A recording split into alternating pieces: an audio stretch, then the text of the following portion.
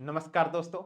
कैसे हो आप सभी? आशा और उम्मीद करूंगा कि सभी स्वस्थ हैं, मस्त हैं और अपनी पढ़ाई के अंदर व्यस्त हैं और इंतजार कर रहे हो कि एचएसएससी ग्रुप डी का कट ऑफ क्या रहेगी, आंसर की कब आएगी, कब इनके फाइनल रिजल्ट देंगे और कब इनकी ज्वाइनिंग करवाएंगे और ग्रुप सी का क्या रहेगा। ये आज की ब्रेकिंग न्यूज़ है और इसी के बारे में हम चर्चा करेंगे। सभी आप वीडियो को अंत तक बने रहिए।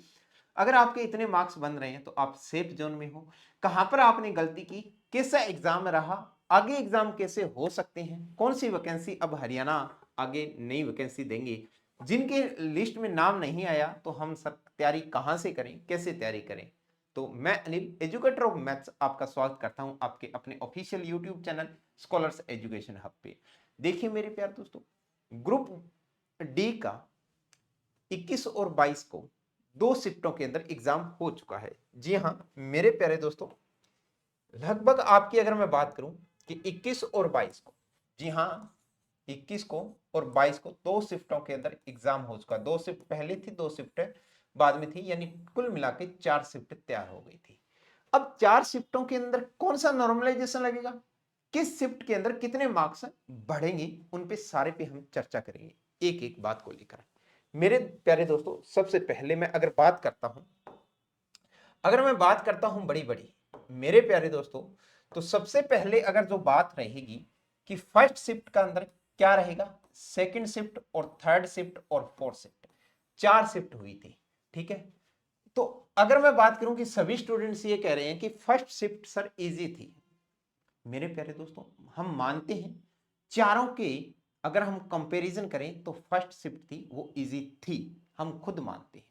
बट मेरे प्यारे दोस्तों, जो फर्स्ट शिफ्ट के स्टूडेंट थे वो बिल्कुल फ्रेश स्टूडेंट थे, उनको ये नहीं पता था कि हकीकत में एनटीए जो पैटर्न दिया उसी के अकॉर्डिंग क्वेश्चन देखने को मिलेंगे।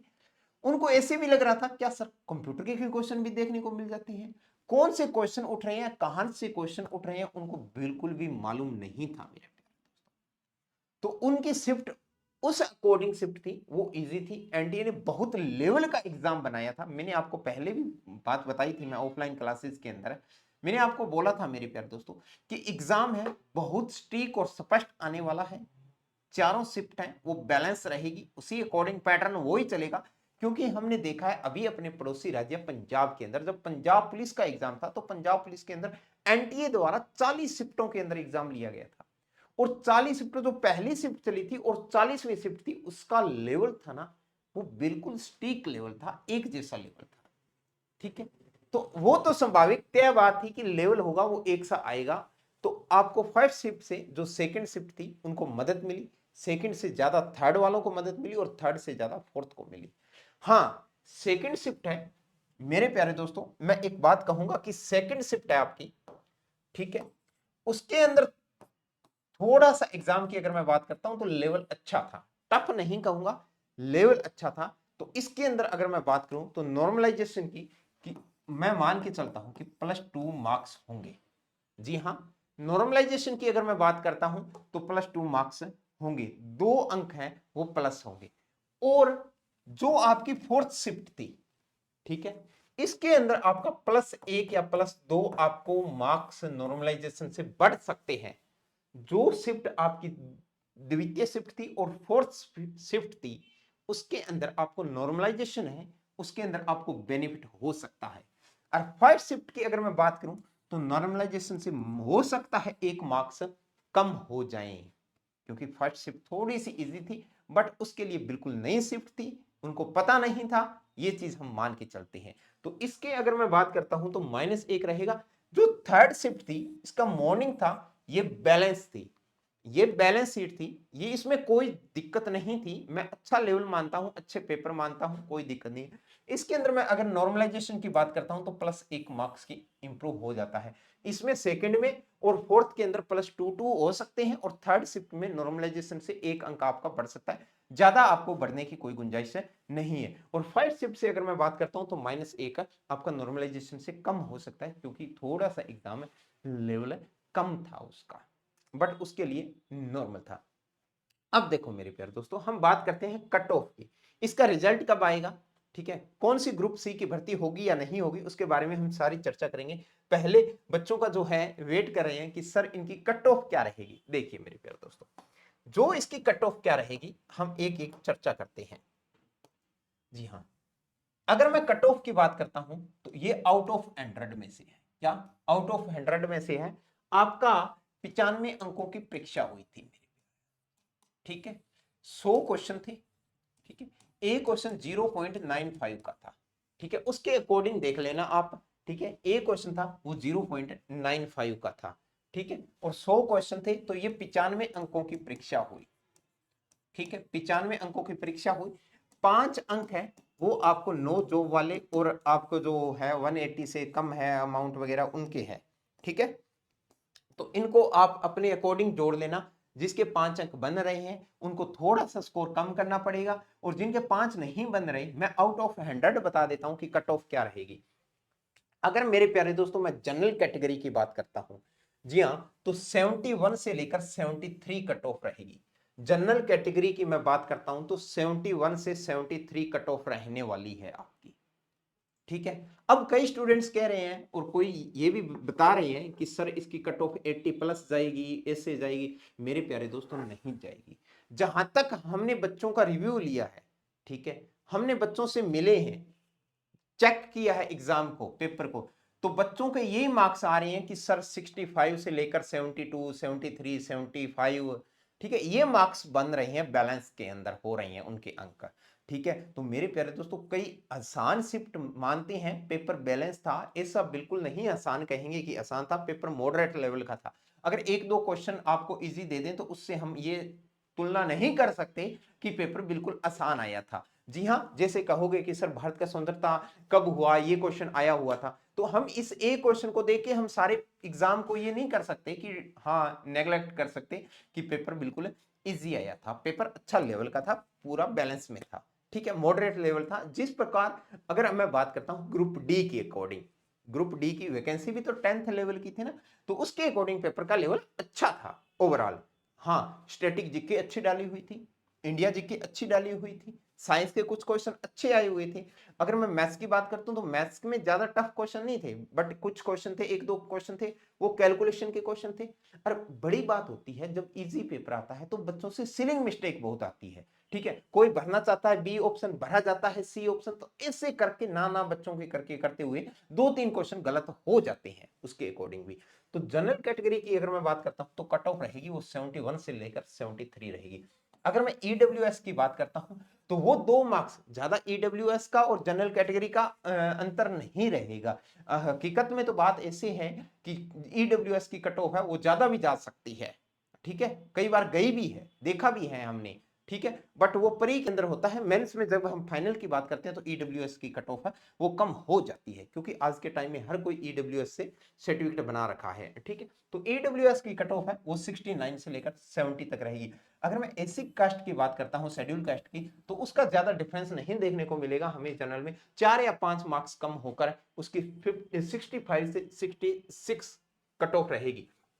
अगर मैं BCA की बात करता हूं तो 68 और 69 रहेगी। अगर मैं BCB की बात करता हूं तो 69 और 70 कट ऑफ रहेगी। अगर मैं स्पोर्ट्स कोटा की बात करता हूं ESP की, तो वो 57 से लेकर 58 कट ऑफ रहेगी। स्पोर्ट्स कोटा को थोड़ा सा बेनिफिट मिलता नजर हुआ, यहां पर नजर आता है, ठीक है। अगर मैं हैंडीकैप्ड की बात करता हूं तो हैंडीकैप्ड को भी ज्यादा नहीं रहेगी, हैंडीकैप्ड की आपके 60 और 61 मार्क्स रहेगी। ये आपको ध्यान रखना है, आउट ऑफ 100 है, आउट ऑफ 100 कट ऑफ है, नहीं कि 95 में से निकाल रहा हूं, ठीक है। अगर मैं एक्स सर्विसमैन की बात करता हूं तो एक्स सर्विसमैन और हैंडीकैप्ड की लगभग आपकी कट ऑफ है वो सेम नजर आती हुई नजर आ रही है, यहां पर आंकड़े बता रहे हैं, ठीक है, वो 61 और 62 कट ऑफ है रहेगी।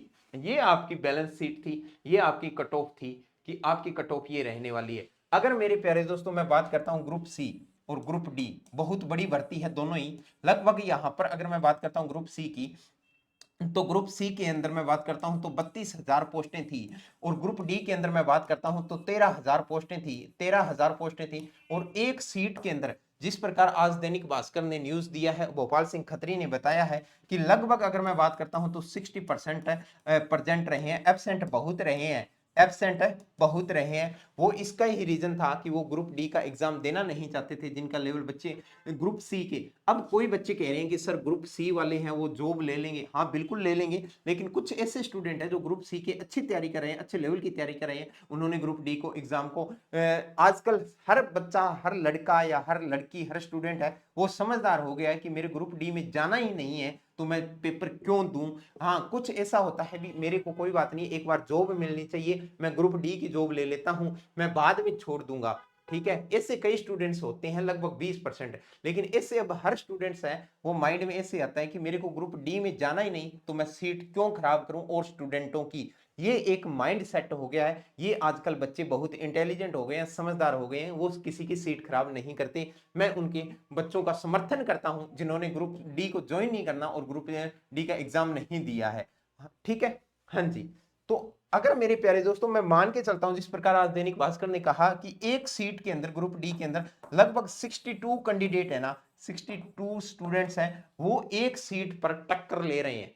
ठीक है, एक सीट के लिए 62 कैंडिडेट है वो आपके लिए टक्कर ले रहे हैं। ये आज से दैनिक भास्कर की न्यूज की सुबह है कटिंग आई थी। ठीक है, तो ये चीज थी आपके लिए जनरल कैटेगरी के। आप मिला लीजिए, आंसर की अच्छे से मिला लीजिए, गूगल से कर लीजिए। ठीक है, बहुत से टीचरों ने, हमने भी करवा रखी है, आप देख लीजिए वहां पर आंसर की। ठीक है, बीके से क्या करना है। ठीक है, हाँ जी। अब देखो मेरे प्यारे दोस्तों, ग्रुप डी और ग्रुप सी, एक की बात करता हूं मैं सी, एक तरफ मैं बात करता हूं डी। ठीक है, अब कुछ बातें ये हो रही है कि ग्रुप डी का आपने एग्जाम करवा लिया, बहुत अच्छे से करवा लिया, इसके लिए हम आपको सभी को धन्यवाद देंगे। ठीक है, भोपाल सिंह खत्री को, एचएसएससी को, ठीक है, और गवर्नमेंट्स को। ठीक है, मनोहर लाल खट्टर को भी हम बहुत बहुत धन्यवाद देंगे कि ग्रुप डी का आपने अच्छे से एग्जाम करवा लिया। बट आपसे एक अपील है, ठीक है, कि आप ग्रुप सी का, ठीक है, इसकी लगभग मेरे को आइडिया है कि 30 तारीख को इनकी क्या है, सुनवाई है। 30 तारीख को इनकी सुनवाई है। 30 तारीख को क्या सुनवाई में क्या आता है डिसीजन। मैं कहता हूं कि ग्रुप डी का कोई बात नहीं, आप दिसंबर के अंदर ज्वाइनिंग मत दो। हम ये नहीं कहते, अखबार के अंदर ज्वाइनिंग आया है, कटिंग आई है कि आज सुबह ही कि दिसंबर के अंदर हम ग्रुप डी को ज्वाइनिंग दे देंगे। मेरे प्यारे दोस्तों, हम ये भी अपील करते हैं कि ग्रुप डी की इतनी भी जल्दी ज्वाइनिंग हमें ना दो, कोई दिक्कत नहीं है, बट ग्रुप सी का समाधान करवा दो। ग्रुप सी का समाधान करवा दो। ये 32,000 पोस्टें हैं, ये पहले भर लो, ये 32,000 पोस्टें भर लो, और उसके बाद में ग्रुप डी है उसका रिजल्ट दो, इनकी ज्वाइनिंग दे दो, उसके बाद में ग्रुप डी का दो, तो ताकि कट ऑफ है वो थोड़ी सी 1-2 मार्क्स और कम आएगी, ज्यादा फर्क नहीं पड़ेगा। मेरे प्यारे दोस्तों, कहने की बातें हैं, मैंने आपको पहले ही बता दिया है कि जो ग्रुप सी में जाना चाहते थे, ग्रुप डी में ज्वाइन ही नहीं करना चाहते, वो ग्रुप डी का एग्जाम ही नहीं दिया है। इसीलिए उनकी अब की बार क्या है, अटेंडेंस है वो कम रही है, वरना अटेंडेंस कम रहने का तो इतना कुछ लॉजिक ही नहीं था। अब की बार लड़कियों को तो होम डिस्ट्रिक्ट मिला है, ठीक है, और ज्यादा किसी को दूर नहीं मिला है। चाहे बॉयज की मैं बात करता हूं तो लगभग 70-80-100 किलोमीटर के अंडर में रहा है। ठीक है, तो वो तो बात ही नहीं है। कई बार क्या होता है भी, हाँ लड़कियों को कोई सिरसा जिला से बिलोंग करती है, अगर उनको पानीपत या उधर दे दें, ठीक है, तब तो हम मान सकते हैं कि लड़कियां भी एब्सेंट रह जाती है। लेकिन अब की बार तो होम डिस्ट्रिक्ट मिला है, तो उसका एब्सेंट का कारण ये तो नहीं है, एब्सेंट का कारण ये है कि बच्चे समझदार हो गए हैं, हर विद्यार्थी समझदार हो गया कि अगर मेरे को ज्वाइन ही नहीं करना तो मैं सीट क्यों, तो वो तो लॉजिक नहीं पड़ेगा इतना ज्यादा। बट मैं आपसे यही कहूंगा, जो भी आप हैं सुनवाई कर रहे हैं, तो आप इसका समाधान कीजिए। 32,000 पोस्टों का पहले लीजिए ग्रुप सी का, उसके बाद में ग्रुप डी का, चाहे आप जनवरी में करवा लीजिए चाहे फरवरी में करवा लीजिए, आपके पास हम टाइम दे रहे हैं। अगर हमने 5 या 6 साल दे दिए हैं, ठीक है, तो हम आपको 5 महीने भी दे देंगे, वो कोई बड़ी बात नहीं है। आपने एग्जाम करवा लिया, बहुत अच्छी बात है। अब सी का समाधान कीजिए और ग्रुप डी का आप समाधान कीजिए पहले, और आप हरियाणा पुलिस की भर्ती दीजिए, और आप हरियाणा पुलिस की भर्ती दीजिए। ठीक है, और आइडिया भी है, लगभग हरियाणा पुलिस की भर्ती की मैं बात करता हूं तो 4500 प्लस पद आ रहे हैं। अगर मैं एसआई की बात करता हूं, सब इंस्पेक्टर की बात करता हूं, तो लगभग 250 से लेकर 270 पद सब इंस्पेक्टर के आ रहे हैं। और हरियाणा पुलिस की अगर मैं बात करता हूं तो लगभग 4,500 पोस्टों पर इसकी वैकेंसी है, वो नवंबर या दिसंबर के फर्स्ट वीक में आने की संभावना है। ठीक है, तो ये बड़ी बातें थी। बहुत अच्छा पेपर था, बैलेंस का सीट था, ठीक है, अच्छा लेवल का पेपर बनाया हुआ था। कट ऑफ वो ही रहेगी जो आपको बताया है, कोई 1-2 मार्क्स ऊपर नीचे हो सकती है, 1-2 दिन के अंदर या 4-5 दिन में आंसर की आ जाएगी मेरे प्यारे दोस्तों। उसके बाद में ऑफिशियल आंसर की आने के बाद में आप मैच करना कि कितने मार्क्स आपके बन रहे हैं। और कमेंट्स बॉक्स में जरूर छोड़ना कि अब आपके आंसर की के अकॉर्डिंग आपके थ्रू कितने मार्क्स है बन रहे हैं। ठीक है, हाँ जी, ये तो थी बड़ी बड़ी बातें मेरे प्यारे दोस्तों। अगर आपने हरियाणा पुलिस के कैसे आएगा सर, हरियाणा पुलिस की अगर मैं बात करता हूं तो हरियाणा पुलिस का वही पैटर्न रहेगा मेरे प्यारे दोस्तों। ये सीईटी के अंडर में नहीं आएगा, ये सीईटी के अंडर में नहीं आएगा, इनका अलग एग्जाम होगा, हरियाणा पुलिस होगा, सब इंस्पेक्टर होगा। ठीक है, एनटीए मेरे को आइडिया है कि एनटीए ही एग्जाम लेगी क्योंकि एनटीए पर विश्वास हो चुका है। और सीईटी के जिस प्रकार इन्होंने पोस्ट प्रेफरेंस दोबारा भरवाई है, पोस्ट प्रेफरेंस दोबारा भरवाई है और सभी क्वालिफाई से भरवाई है, सभी क्वालिफाई से भरवाई है, तो मेरे को लगता है कि 30 तारीख को आने वाले बच्चों को है वो सौगात मिल सकती है। और ये होगा कि ग्रुप डी का 56 और 57 का पहले वाला पेपर है वो कैंसिल कर दो, वो कैंसिल कर दो, और नवंबर में सारा सीईटी का एग्जाम ले लेंगे। नवंबर का सीईटी का 7 या 8 तारीख पहले ही आ सकती है, उसके बाद में 12-13 को तो शायद दीपावली है, तो 15-16 को एग्जाम हो सकता है। ठीक है, तो ये आपको पैटर्न को देखने को मिल सकता है जिस प्रकार मेरे को आइडिया लग रहा है। ठीक है, कि 30 तारीख को अगर ये चीज रही जिस प्रकार इन्होंने सभी ने पोस्ट प्रेफरेंस भरवाई है तो ठीक है, उसके आइडिया हम लगा सकते हैं ये चीजें। और सभी ने बहुत अच्छे से तैयारी की, निराश मत होना मेरे प्यारे दोस्तों कि हमें क्या करना है, हमारे मार्क्स है वो 55 बन रहे हैं। आपके मार्क्स अगर 55 बन रहे हैं या आपके मार्क्स 60 बन रहे हैं तो आप बिल्कुल करीब हो, आप सिलेक्शन के करीब हो, अभी नहीं तो कभी नहीं है मेरे प्यारे दोस्तों। आप कंटिन्यू तैयारी करते रहिए, जो भी मंच आपने ज्वाइन कर रखा है उस मंच पे आप ज्वाइन करते रहिए। ठीक है, चाहे आपने कहीं से भी कोई पेड कोर्स ले रखा है ऑनलाइन तो उसको देखते रहिए, या कहीं कोई भी ऑफलाइन कोचिंग ज्वाइन कर रखी है तो वहां पर आप निरंतर कोचिंग करते रहिए। सभी टीचर्स अच्छे पढ़ा रहे हैं, आपकी फील्ड के अंदर अच्छे काम कर रहे हैं। ठीक है, अगर आप सिरसा की तरफ बिलोंग करते हो या सिरसा के एरिया से हो तो आप स्कॉलर्स एजुकेशन हब को एक बार जरूर देखना।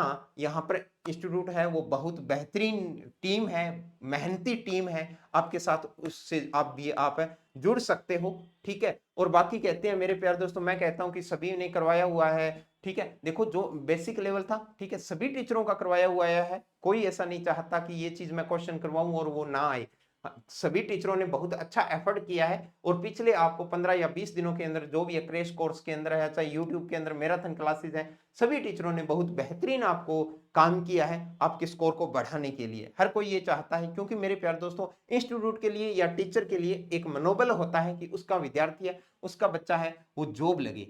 वो जॉब है वो उसके यानी आपकी हमारे है, जो भी है मेहनत है उसका फल यही चीज है कि आप जॉब लगे और आप लग के मिठाई, खुशी वाली मिठाई, सरकारी नौकरी वाली मिठाई लेके आओ। ठीक है, तो पढ़ते रहिए। ठीक है, आप जुड़ सकते हो स्कॉलर्स एजुकेशन हब के साथ। ठीक है, किसी भी बच्चे को कुछ भी इंक्वायरी करना है तो आप 92 577 37 029 पे कॉल करके आप संपर्क कर सकते हो और स्कॉलर्स एजुकेशन हब के टेलीग्राम चैनल से जुड़ सकते हो। और इसी यूट्यूब चैनल को आप फर्स्ट टाइम है तो आप सब्सक्राइब करें, लाइक करें और शेयर करने का अवश्य काम करें। ठीक है, तो इसी के साथ मैं अपनी वाणी को विश्राम देता हूं, मिलते हैं नेक्स्ट वीडियो के साथ, तब तक अलविदा, जय हिंद, जय भारत, थैंक यू भाई।